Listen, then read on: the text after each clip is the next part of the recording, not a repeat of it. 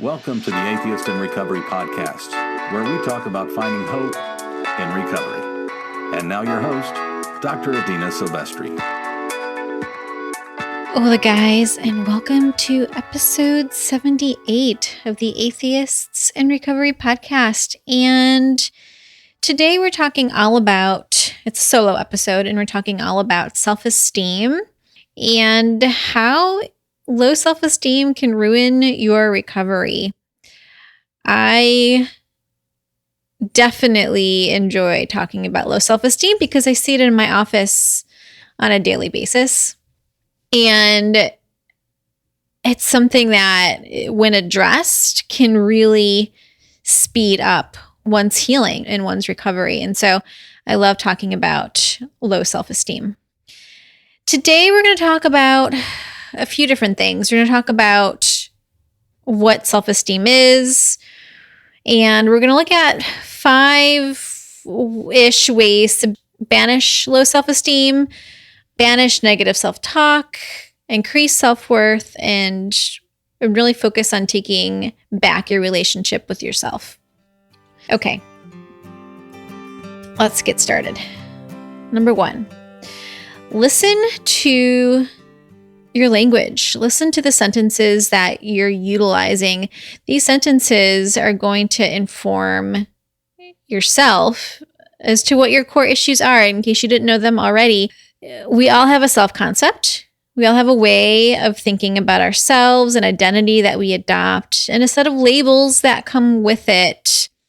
And these sentences usually begin with the letter I. Makes sense? Yeah, I am or I am not. This is a self-judgment, and it fuels our self-belief and therefore our self-esteem.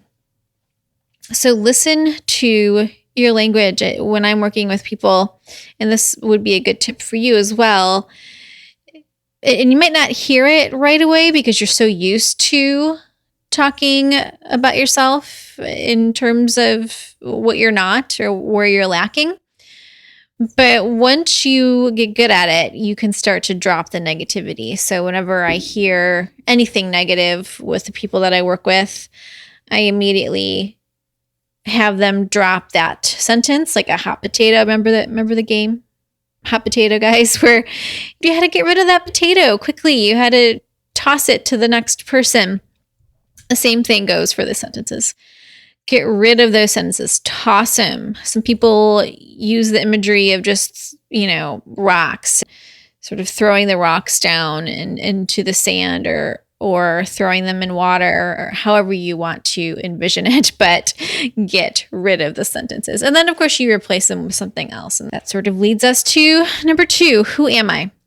So I think that, and I'm going to talk in terms of men here, but this can definitely be useful for the ladies as well. But there's a lot of toxic masculinity that adds to our low inner self, our low self-esteem. I wrote a blog about it, and I'll actually link to it in the show notes. And there's a combination of factors that go into our inner self. And, it could be from childhood, the external messages that you received from childhood.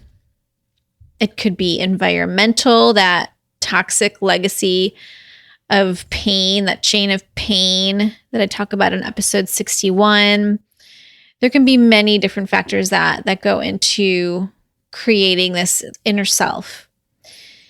What it looks like to us in real time could be grabbing a drink at a party so that you feel more confident and so that you can quiet that anxiety. It can look like harsh inner critics in our head that never give up. They never let up. They are constantly berating us.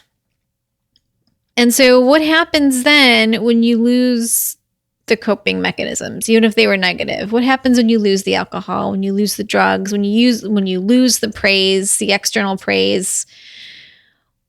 What happens then? Yeah. So who am I? And this is something that you might want to jot down. You might even write the phrase, who am I? And see what you can come up with. And if it's mostly negative, I will obviously challenge you to write more positives down. There has to be positives, or you wouldn't be listening to this podcast, or you wouldn't be doing the self-help that you need to do, or you wouldn't be putting down the alcohol. So maybe you even keep that list of positives in your pocket and you pull it out every time you start to doubt yourself, or every time you are feeling less than, not good enough. Number 3, the goal is no self-esteem. So what I mean by that is the cure for low self-esteem isn't high self-esteem. It is no self-esteem. If you accept yourself and you stop judging yourself, self-esteem doesn't really exist. But before we go there, we need to look at a case. Let's look at a case, and we'll name this person David. This is going to be a compilation of cases. So David, I don't know that I've talked about him on the podcast before, but David was joined by his wife Elaine and his son Chad. And David came to me not because of low self-esteem. I can guarantee that. He came to me because his marriage was failing. He came to me because he got into a fight with his 18-year-old son who's failing out of high school. He came to me for these reasons. David was depressed, but he wouldn't have self-identified as depressed. He was addicted to work. He drank every night. He had pain, but didn't allow himself to feel it until he was forced, sounds harsh, but probably that's true, forced to come to therapy because everything in his life was falling apart. And that's when the work began. I mean, it was months of therapy before we finally were able to get him to uncover the root cause of his depression. But as he did that, to be honest, months really isn't that long if you've been suffering all your life. But as he did that, his family grew even more close to him. The behaviors that he thought he needed to boost his self-esteem, the workaholism, the praise at work, the alcohol, the, whatever other maladaptive behaviors there were, those things that he thought he needed to boost his self-esteem, turns out were just supplements. They were just supplements to his self-esteem. He didn't need them anymore. And so he worked hard to find new behaviors to increase his self-acceptance. Number 4, how to accept yourself for who you are. Well, stop judging yourself is a great way, but that's very simplistic, right? So one way is to start talking to yourself. Maybe even use the second or third person language. I think that really helps to give you more objectivity when viewing your thoughts. Affirmations definitely help. They form new neural pathways with a more positive reference point. And I do that a lot with hypnotherapy. We'll look at the new belief that will replace the old belief of not being good enough. Then we visualize that future self along with the power of suggestion, and that's really powerful right there. Very powerful. And so to get you on your way to viewing your thoughts more positively, to banishing that inner critic, to have more positive self-worth, I invite you to listen to number 5, which is questions to ask yourself. This is an exercise. As you probably already know, your brain is a problem-solving vessel. Its capacity is to literally just solve very complex problems. So let's help it do its job. Let's write these questions down to be answered by you. Number 1, who are you comparing yourself to? Number 2, what attributes are you comparing? You can't be great at everything. And so being really realistic with, if you're comparing yourself to an Olympic runner and you just decided this year you're going to start running, that might be a little unrealistic. 3, is what you're telling yourself actually true? I love this question. Is it true that I'm a bad parent? Is it true that I'm a bad dad? Is it true that I can't do anything right? Is it true that I'm letting down my family? That I always let down my family? Ask yourself, is this true? Is this actually true? Number 4, When was the last time you were confident, assertive, felt accomplished for something significant? This is also a really great question. And that's probably one of the most frequent questions I ask the people that I work with. When was the last time you felt this way? Because if you felt this way before, you can do it again, and even on a more consistent level. And the last question, are you too focused on the present? Are you too focused on what you're doing wrong right now?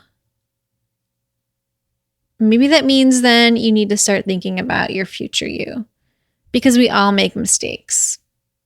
And there's going to be a future you, and that's what you're going to look towards. You're going to look towards the person that is free from alcohol and drugs, that is free from workaholism or sex addiction or love addiction, that it's free from gambling. You're going to look to that person, and you're going to start to emulate the behaviors of that person right now. The thoughts, the behaviors, the mental framework. That's what you're going to visualize. You're going to visualize that right now. Okay, guys. I hope you enjoyed 5 ways to increase your self-esteem and to help it to stop ruining your recovery. Remember, if you're not happy with yourself, make a plan to change it. This, of course, takes daily attention and practice to feel better about yourself. But then it doesn't, right? Until you get really good and those new neural pathways are formed, then it doesn't take daily practice. Then it becomes almost automatic. And so if you're interested in learning more, I provide hypnotherapy to individuals in Virginia at my office and worldwide via Zoom. And you could just head to adinasilvestri.com to learn more. Okay.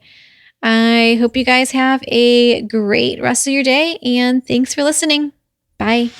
Thank you for listening to the Atheists in Recovery podcast. For more great info and to stay up to date, head over to atheistsandrecovery.com.